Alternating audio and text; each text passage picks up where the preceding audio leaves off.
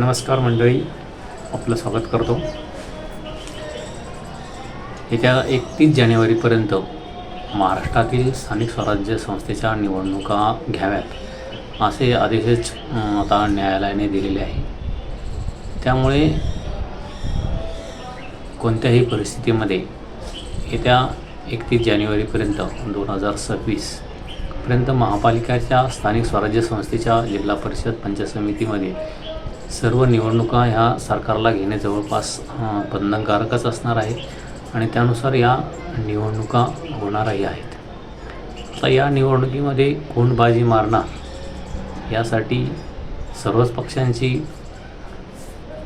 आपापल्या परीने राजकीय मोर्चेबांधणी सुरू आहे.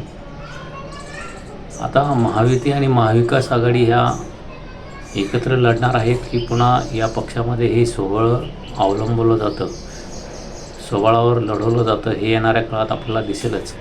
मात्र भाजपाची सध्या तरी सोहळाची तयारी सुरू आहे. एकनाथ शिंदे यांचीही तयारी सुरू आहे.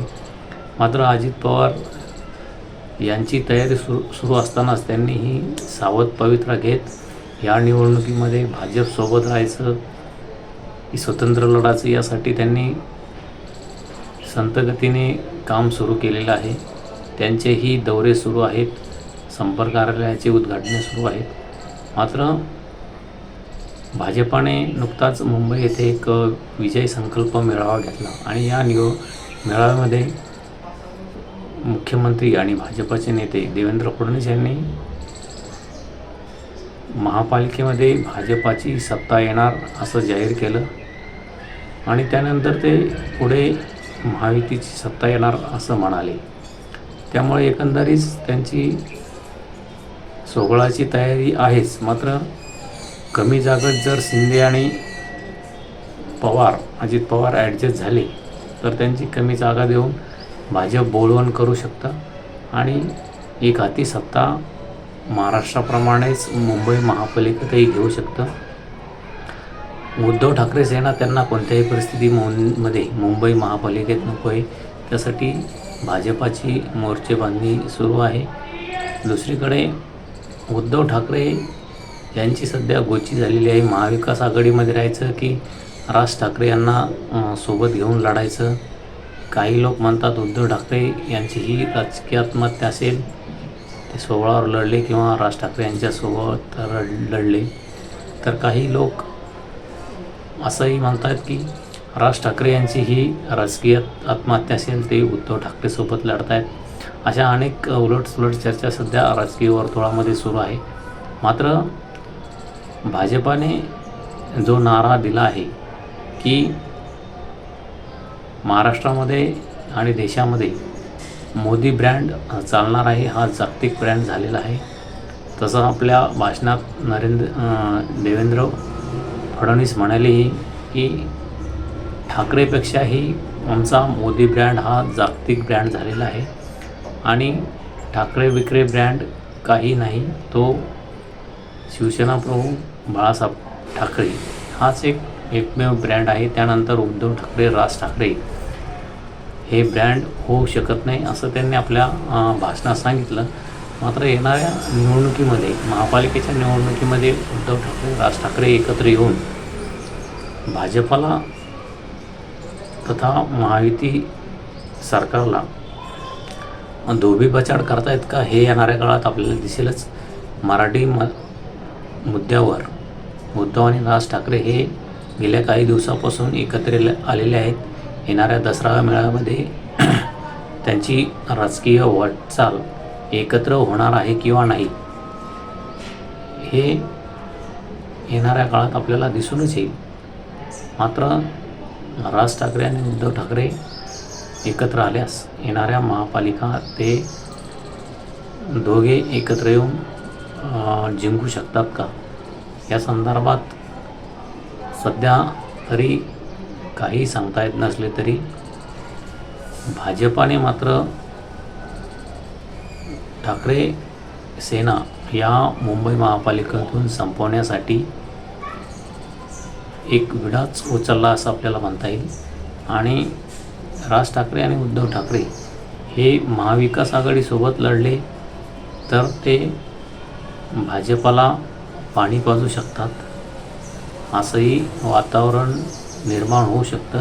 कारण देवेंद्र फडणवीस यांनी आपल्या भाषणामध्ये पाणी पित असतानाच आपल्याला निवडणुकीत समोरच्यांना पाणी पाजायचं असा एक उल्लेख केला. मात्र उद्धव ठाकरे आणि राज ठाकरे यांनी जर महाविकास आघाडीला सोबत घेत निवडणुका लढल्या तर ते भाजपाला देवेंद्र फडणवीसला पाणी पाजू शकतात अशी परिस्थिती महाराष्ट्रामध्ये आहे. मात्र दुसरीकडे देवेंद्र फडणवीस यांनी जर मराठा आरक्षणाचा शब्द पाळला आणि त्याप्रमाणे मोठ्या प्रमाणावर नोंदी मराठा आरक्षणाच्या कुणबीमध्ये झाल्या तर त्याचाही फायदा देवेंद्र फडणवीस यांना नक्की होऊ शकतो आणि ह्या निवडणुकीमध्ये हे भाजप पुन्हा एकदा बाजी मारू शकतो असंही वातावरण आहे. मात्र दुसरीकडे एकनाथ शिंदे आणि अजित पवार यांचीही भूमिका यामध्ये महत्त्वाची असणार आहे. त्यांनाही मुंबई महापालिकेमध्ये जास्तीच्या जागाची अपेक्षा राहणार आहे. त्यानुसार आणि दुसरीकडे आपण बघतो की महाराष्ट्राचं जे प्रमुख पद आहे मुख्यमंत्री हे भाजपाकडे आहे, म्हणजेच देवेंद्र फडणवीस हे मुख्यमंत्री आहे.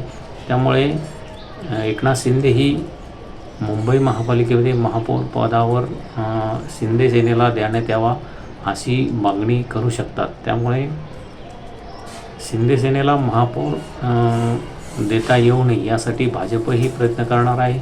मात्र एकनाथ शिंदे यांना गृहमंत्रीपदही दिलं नाही आणि मुख्यमंत्रीपदही दिलं नाही. त्यामुळे ते गेल्या निवडणुकीच्या दरम्यान नाराज झाले होते. मात्र महापौरपद मुंबईचं जर शिंदे सेनेकडं असेल तरच हे एकत्र येऊ शकतात असंही होऊ शकतं. आता सर्व पक्षप्रमुखांच्या ह्या राजकीय खेळी असणार आहेत की पुढे नेमकी कसं पाऊल उचलायचं. अजितदादाही आपल्याला त्यांचं मुंबईमध्ये वर्चस्व नसलं तरी ग्रामीण भागामध्ये राष्ट्रवादीचं वर्चस्व आहे. त्यानुसार ते जिल्हा परिषदा आपल्या ताब्यात कसे राहतील, आपल्या पक्षाचा जिल्हा परिषद अध्यक्ष कसा होईल या दृष्टिकोनातून अजितदादाही प्रयत्न करू शकतात.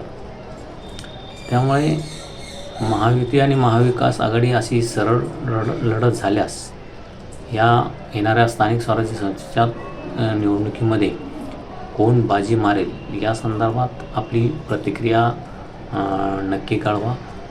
महाराष्ट्रामध्ये उद्धव ठाकरे ब्रँड, राज ठाकरे ब्रँड मोठा ठरतो, ठाकरे ब्रँड मोठा ठरतो की भाजपाचा जागतिक लेवलचा मोदी ब्रँड मोठा ठरतो या संदर्भातही आपली प्रतिक्रिया कळवा. कारण भाजपाला स्थानिक स्वराज्य संस्थेपासून ते लोकसभेपर्यंतच्या निवडणुका ह्या नरेंद्र मोदी यांच्या नावावरच अद्यापही लढवण्याची वेळ आलेली आहे आणि लढवाव्या लागतात. आता मुंबई महापालिका आणि इतर स्थानिक स्वराज्य संस्थेच्या ज्या निवडणुका आहेत त्या मोदी ब्रँडच्या नावाखालीच भाजप लढणार हे आपल्याला देवेंद्र फडणवीस यांच्या विजयी संकल्पाच्या सभेमधून आपल्याला दिसूनच येतं. मात्र तरीही ठाकरे ब्रँड मुंबई महापालिकेत महाराष्ट्रात चालू शकतं असं वातावरण आहे. कारण जे काही निष्ठावंत उद्धव ठाकरे यांच्यासोबत आहेत ते अद्यापही टिकून आहेत. ज्यांना पदं मिळण्याच्या आशेने काही लोक उद्धव ठाकरे यांना सोडून गेलेले आहे ते शिंदे सेनेला भाजपाला जाऊन मिळालेले आहेत. मात्र जे निष्ठावंत शिवसैनिक आहेत ते अद्यापही उद्धव ठाकरे यांच्यासोबत आहेत.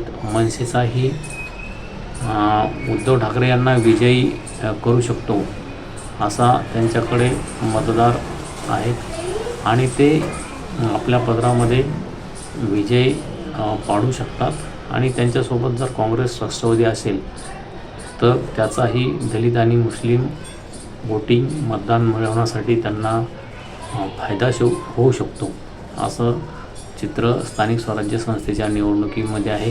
येणाऱ्या काळात आपल्याला दिसेलच की ठाकरे ब्रँड महाराष्ट्रामध्ये मोठा ठरतो की मोदी ब्रँड या संदर्भात आपली प्रतिक्रिया नक्की कळवा. धन्यवाद. थांबतो.